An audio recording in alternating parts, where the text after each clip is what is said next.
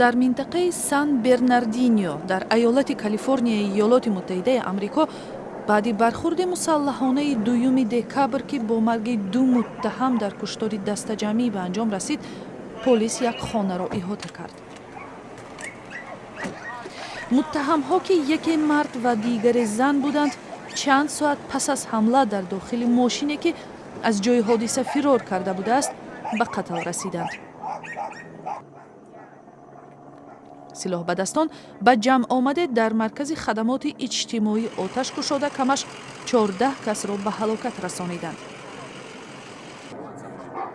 дар ин ҳодиса ҳамчунин 17 нафари дигар захмӣ шуданд.